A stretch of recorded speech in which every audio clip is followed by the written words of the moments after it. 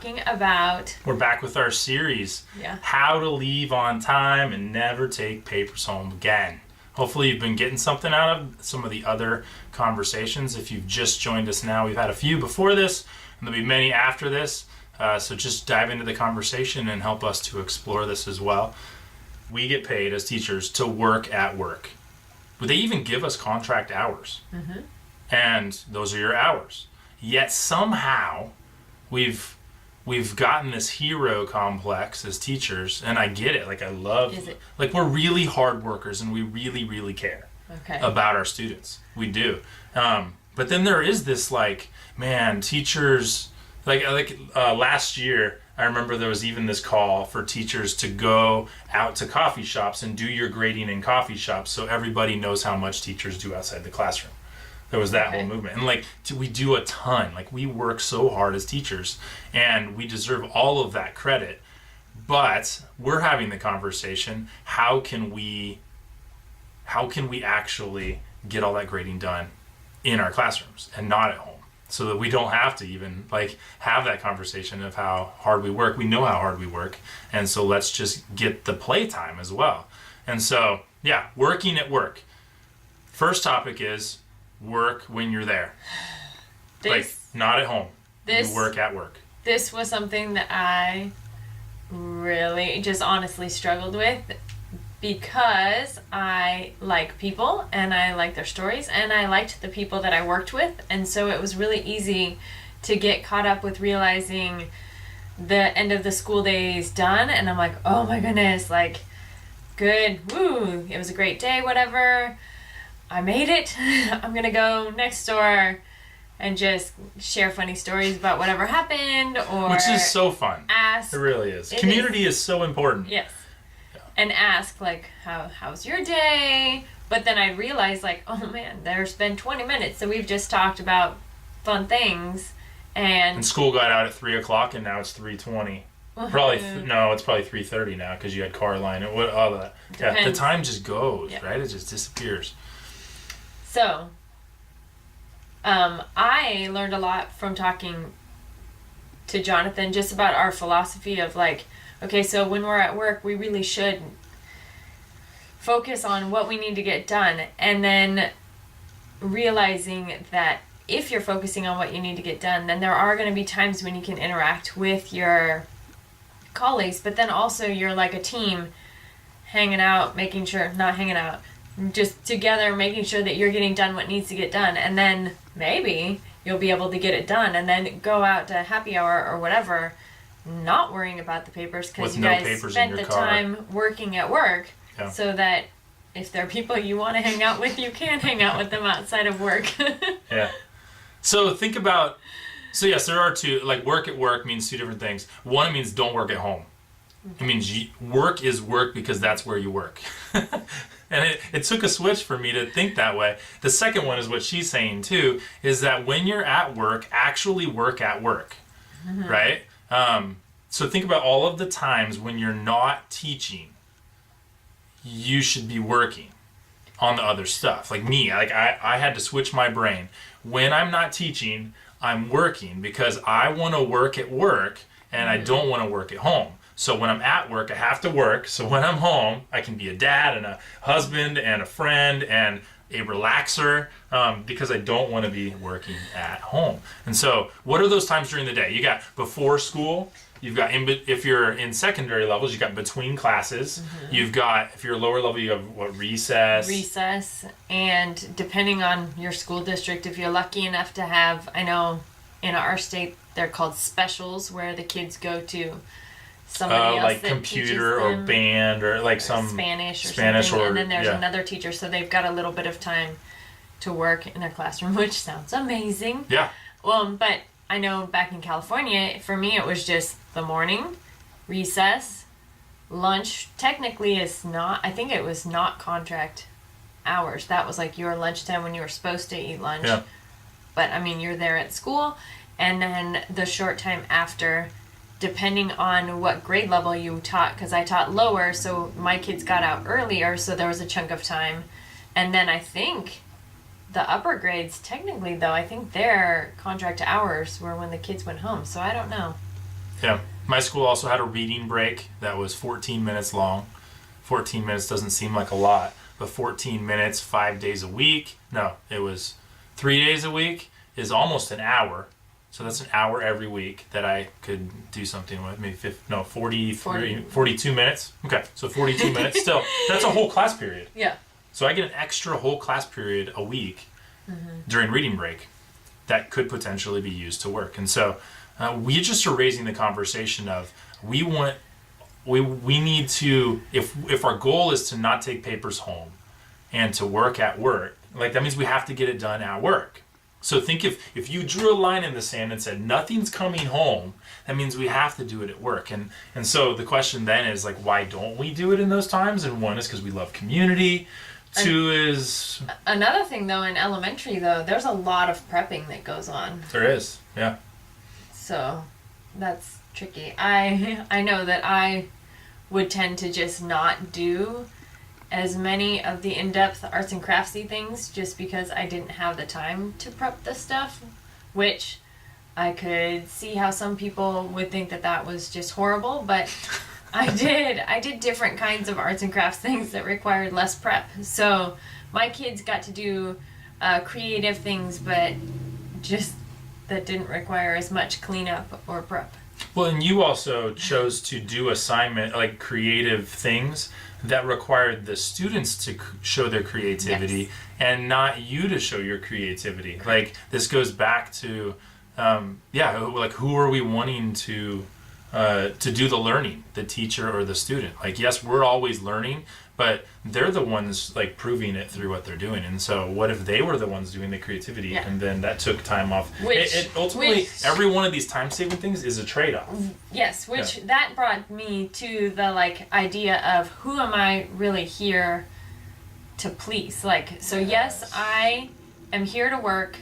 I need to please my higher up so that I keep my job. The way that I do that, though, is by teaching these kids. So what is it that I need to teach these kids? Mm-hmm. And for me, a big thing was making sure that the classroom was a great environment so that they were ready to learn and had a safe place to learn. But then also, like I was talking about with the creativity things, like worrying or realizing what I was worrying about and who I was worrying about it for. So there are some things that people that would stay there longer doing certain things, their classrooms looked fabulous to the like, oh my goodness, you could take pictures of it on Pinterest. And mine necessarily, it was mostly student work that was up on the boards and not necessarily like pretty fun billboards. It was just like, I'm displaying what the kids have done and look how great it is. They've really worked hard. So just realizing like, who did I care about the most? Yeah. The students or the people, the other teachers and their thoughts about me. Yeah, so you didn't decorate your class awesome, like super awesome to the nines because you had to do a trade-off. Like, do I want the students to look at the walls and see themselves and be proud? Correct. Or do I want other people to look at my walls and be proud of me? Also, I had to take in my teaching philosophy too and just my personality and like what because like you and I, we have different personalities. You're Mr. Efficiency. You can get, like if you get 14 minutes, you're getting a bunch of stuff done. Yeah. Well, part of that goes back to the to-do list from the other talk. Like, because at any point, if I have 14 minutes, I go to my desk, I look at the to-do list, and I go, that's what I'm working on right now, and I get right to it. Yeah. But, so how is it different? You were saying it's different with your community. I totally cut you off. Yeah. With your personality. I'm sorry. No. With my personality. I don't know. No, I think I was trying to say just with my personality and how I function, I've come to grips with, like, I am a slower person. That sounds funny, but just I'm careful. I'm a very careful person, and I'm very responsible. Not that you're not, but just I like to make sure things are just so. And then I realized that was my personality. And even when I try and do things fast, things get messed up. I have butterfingers, like things just fall. Anyways, so I've just had to really learn my personality and figure out what matters. It feels like we're getting off topic. But we'll just bring it right back. I mean, it's totally on the topic of all of us have different personalities, and If our goal is to leave on time and not take papers home, then we have to take our personality into consideration and like realize if we're going to draw a line in the sand and work at work and not at home, then your personality has to decide, like, we've got to do trade-offs. If I have to do this work, that means I can't do this, or I have to change this. Correct. So, like, my levels of perfectionism have to go down in some areas because this area is actually more important. Correct. Because I drew a line in the sand and said work can't go home, I have to figure it out. It's going to require different changes. My biggest overhaul was on the way I did student writing and graded it. And that's another video for the future. But it completely overhauled so many areas of my day-to-day philosophy in the classroom when I drew that line in the sand. And they all ended up good at the other end. Yeah. Yeah. I do know that from before having kids and after having kids, when I've been in the classroom, just knowing that I wanted to get home really did change because, like I said, I don't know before, but I like to chatter with the teachers and things. So after having kids and realizing like I really wanted to get home and make sure like the babysitter is going to be there, I need to get home, I would use my lunchtime or my recess time instead of going over and talking in the teacher's lounge. I sat there and graded the papers that I needed to grade or wrote the notes that I needed to write for the teacher because I was subbing at the time, just to make sure that like I got it done so I could get home. And even with my personality, just realizing when I had that motivation of like this is my time to work and I gotta work, it worked out better for me. Yeah, and I know this is already going long, but there's one other area that, like, I know some of us feel so tired at work. Like, we're at work and we just want to take a break. And one thing that I noticed about myself is I was in this vicious cycle of grading papers till 10:30 at night, which was making me tired, so that the next day at work I was wanting to take breaks during my work day, and then that made it to where I had to take papers home because I had to do the work at home that I didn't do when I was at work because I was relaxing and resting at work because I was tired from the night before because I was doing work at home the night before. And it just ended up, it never goes away unless I drew a line in the sand and said, I'm not taking work home. Then that meant that I wasn't tired when I arrived at work, and I was more empowered and more energized to actually work when I was at work, which meant that I got the work done at work and I didn't have to take it home, which meant the next day I was more energized, and then it started a better cycle for me. So what about the people that they just work, they hustle, they don't talk to anyone, no, they don't socialize, and they're just working and getting things done and taking things home. I'm sure they have amazing classrooms that the kids are learning great things and it's super fun. But so what? So our advice for that, not trade-offs. Telling you what to think, but just getting you started on how to think about this. Starting the conversation of trade-offs of it is possible. Yep. First starting there, it's possible. I had never heard anybody tell me it's possible. So I'm telling you it's possible to not take papers home.